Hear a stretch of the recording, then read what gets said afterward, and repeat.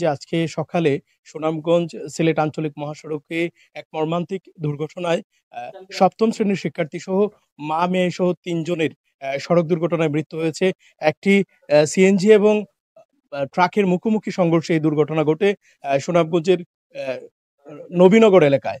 আ এই এলাকায় মূলত আ এই দুর্ঘটনাটি সকাল ৭:০০ র দিকে ঘটে এবং স্থানীয়রা তাৎক্ষণিক হাইওয়ে পুলিশকে খবর দেয়। পুলিশের মাধ্যমে থানা পুলিশ অবগত হয়ে এখন লাশ কিন্তু থানা পুলিশের মধ্যে আছে। আমরা কথা বলেছিলাম আ আ থানা থানা পুলিশের সাথে। তারা আমাদের যেমনটি জানিয়েছেন যে লাশটি মর্গে নেওয়ার জন্য যে প্রক্রিয়া ছিল, তবে আত্মীয়স্বজনের আপত্তির কারণে লাশটি এই মুহূর্তে মর্গে নেওয়া হচ্ছে না এবং তারা কোর্টে গিয়েছেন। আ কোর্ট থেকে তারা কোর্ট থেকে তারা এটার আ পোস্টমর্টেম যেন না করা লাগে সেইজন্য তারা কোর্ট থেকে এটার একটি অনুমতিপত্র নিয়ে আসবে এবং আমরা আ দেখেছি যে এখানে যারা আত্মীয়স্বজন এসেছিলেন তারা আ অনেকেই মূলত এখন ভিতরে আছেন যে এটার প্রসেসিং এ যাওয়া যায় সেই জায়গা থেকে। এবং দর্শক, আপনাদের যদি একটু জানিয়ে রাখি, আজকে যারা এই সড়ক দুর্ঘটনায় আ আ মৃত্যুবরণ করেছেন তাদের মধ্যে হচ্ছে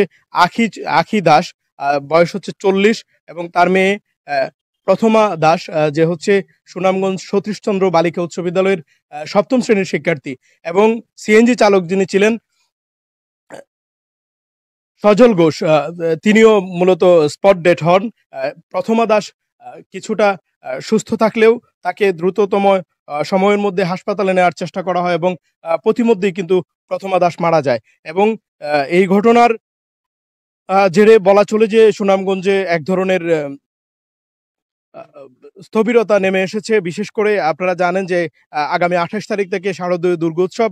আ আখি দাস এবং প্রথমা দাস তারা মূলত সুনামগঞ্জ থেকে তাদের পিতৃভূমি হবিগঞ্জের বানিয়াচং উপজেলার আ আ কাগাবাসা ইউনিয়নে যাচ্ছিলেন তাদের বাড়িতে দুর্গোৎসব পালন করার জন্য। কিন্তু এই দুর্গোৎসবেই তাদের আ আ যাওয়া আর হলো না এবং আত্মীয়স্বজনের সাথে আমরা কথা বলেছি। এবং দর্শক, আপনাদের যদি একটু জানানোর চেষ্টা করি, শুধু এটি নয়, সুনামগঞ্জ সিলেট আঞ্চলিক মহাসড়ক একটি মৃত্যু ফাঁদে পরিণত হয়েছে। অন্তত অ্যা গেল ৮ মাসে, এই বছরের ৮ মাসে অন্তত প্রায় ৫০ জন মানুষের মৃত্যু হয়েছে এই সুনামগঞ্জ আঞ্চলিক মহাসড়কে। এবং যদি জানিয়ে রাখি, গত ১৩ই সেপ্টেম্বর আ জেলা প্রশাসনের ২ জন জারিকারক একই স্থানে সড়ক দুর্ঘটনায় মারা যান এবং আ অ গেল ৬ই আগস্টে সুনামগঞ্জ বিজ্ঞান ও প্রযুক্তি বিশ্ববিদ্যালয়ে নতুন ভর্তি হয়ে যখন বাড়ি ফিরছিলেন স্নেহা চক্রবর্তী, তখন স্নেহা চক্রবর্তী এবং সুনামগঞ্জ টেক্সটাইল ইনস্টিটিউটের শিক্ষার্থী খুশি, তারা দুজন সহ আরো ২ জন সড়কে কিন্তু ঐদিন প্রাণ হারান। দর্শক, এই ছিল সুনামগঞ্জের শান্তিগঞ্জ থানা থেকে আজকে সড়ক দুর্ঘটনার সর্বশেষ পরিস্থিতি।